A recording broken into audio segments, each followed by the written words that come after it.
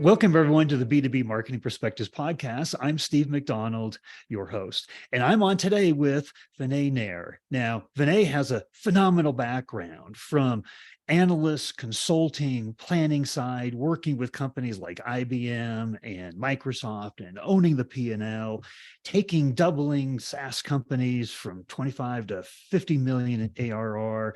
And he has an incredible perspective on how do you be successful as a CMO?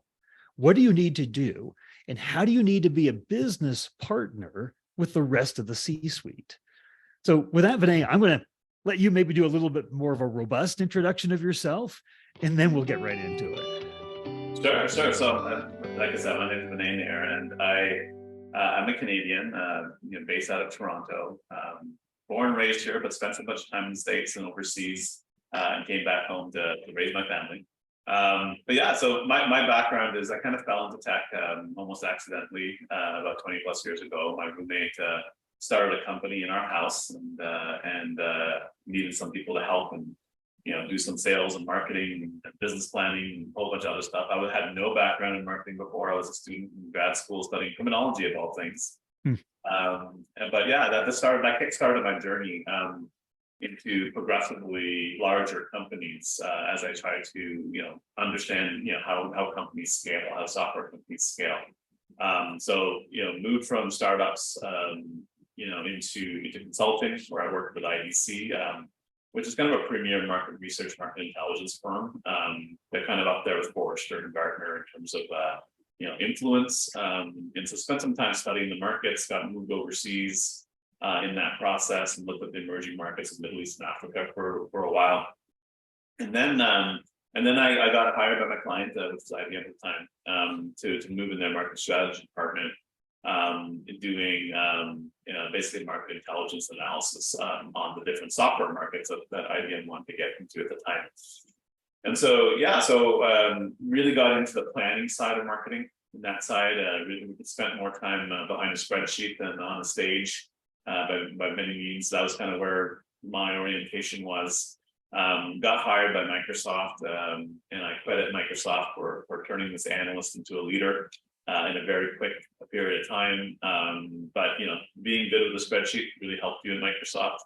So kind of played a bunch of roles there in the product marketing side, the marketing operations, field marketing side in the Canadian subsidiary, and then eventually moved into what they call the BG lead roles. They don't have them anymore. They dismantled those roles, but the roles are very attractive to me because they were more than just marketing roles. They were kind of like general manager roles where you own the revenue P&L of your product line in a particular geographical market. And so I moved into a BG lead role where I had my first kind of people leading responsibility, but also my first P&L responsibility. And that's where I say I got really trained on the business side of things, particularly in the business planning side of the house.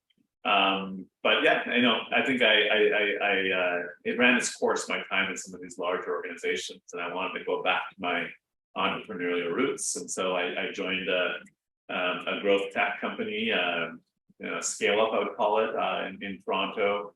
That was in the enterprise health and safety space, and was part of a team that grew that business significantly into the point that it got acquired by Strategic.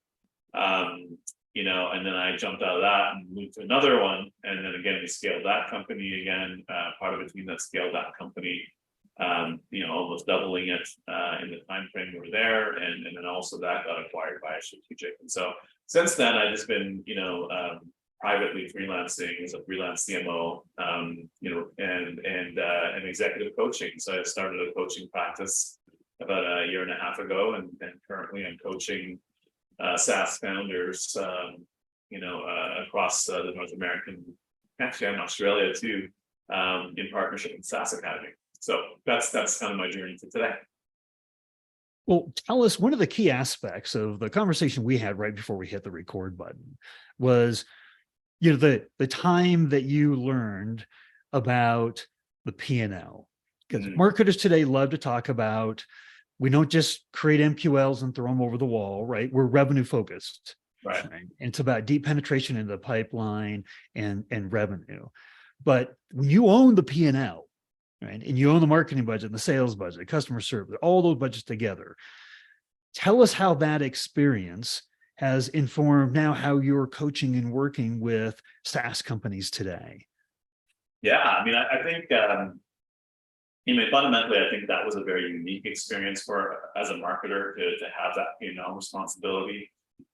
Most of my peers that I worked with as a CMO really came from the communication side of marketing, right? So they were very creative, they were great communicators, they're great executors, but they just lacked that little business acumen piece, which basically made them lose a lot of credibility with the C-suite. And so yeah, fundamentally I'd say that piece of it, I think that piece of understanding the P&L of a business and then coming in there and being part of the process of building the revenue planning for the business versus the marketing budget planning of the business is a shift that I believe was very easy for me because of my experience, but it was something that's a journey that a lot of folks, not just CMOs, but even the founders of these companies struggle with, revenue planning, operational KPIs, and really creating systemized growth in their business.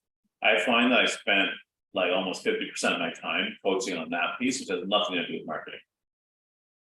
Well, tell us a little bit about what that means with the relationships that you have with the C-suite.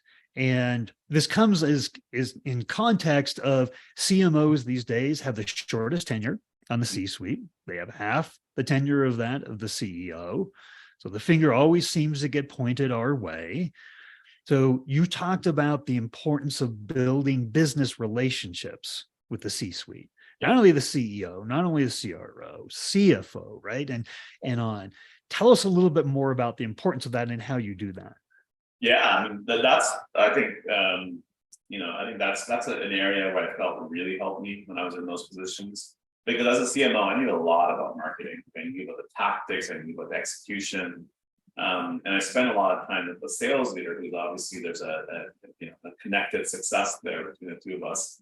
But I think what was very unique about my strategy, post leaving Microsoft was I had